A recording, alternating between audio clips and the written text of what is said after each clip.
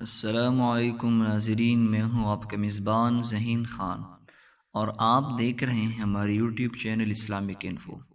آج ہم بات کریں گے ان اعمال اور ان چیزوں کے بارے میں جن سے آدمی کا حافظہ انتہائی تیز اور قوی ہوتا ہے۔ میرے محترم ناظرین، اسلام میں حافظے کو تیز کرنے اور ذہنی قوت میں اضافہ کرنے کے لیے چند اہم طریقے اور چیزیں بیان کی گئی ہیں جو کہ درج ذیل۔ سب سے پہلے قرآن کی تلاوت۔ قرآن کی باقاعدگی سے تلاوت حافظے کو مضبوط کرتی ہے۔ قرآن کی آیات کو حفظ کرنے سے نہ صرف حافظہ بہتر ہوتا ہے بلکہ روحانی سکون بھی ملتا ہے۔ نمبر ذکر و اذکار۔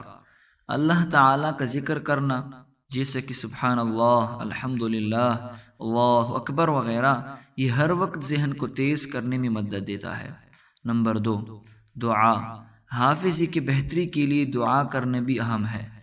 رسول اللہ صلی اللہ علیہ وسلم نے دعا کے ذریعے مدد طلب کرنے کی ترغیب دی ہے۔ مخصوص دعاؤں میں اضافہ حافظے کی توفیق میں مدد دے سکتا ہے۔ نمبر 4، ایمان کی مضبوطی۔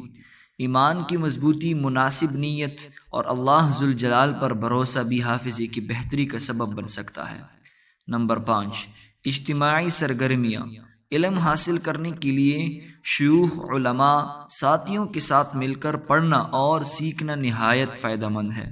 نمبر 6، صحیح غذا۔ خوراک میں مغزیات، پھل، سبزیاں جیسی چیزوں کا استعمال حافظے کو تقویت دیتا ہے۔ مچھلی بھی ایک اہم غذا ہے جو ذہنی صحت کے لیے اچھی سمجھی جاتی ہے۔ نمبر 7، صحت مند طرز زندگی۔ جسمانی ورزش، نیند کی مکمل مقدار اور ذہن کو آرام دینا بھی حافظے کو بہتری میں مددگار ثابت ہے۔ نمبر 8، مطالعہ اور تحقیق۔ مختلف موضوعات پر مطالعہ کرنا، کتابیں پڑھنا اور نئے خیالات کو سیکھنا بھی حافظے کو تیز کرتا ہے۔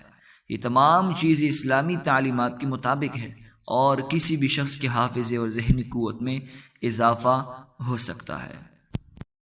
السلام علیکم ناظرین، میں ہوں آپ کا میزبان ذہین خان اور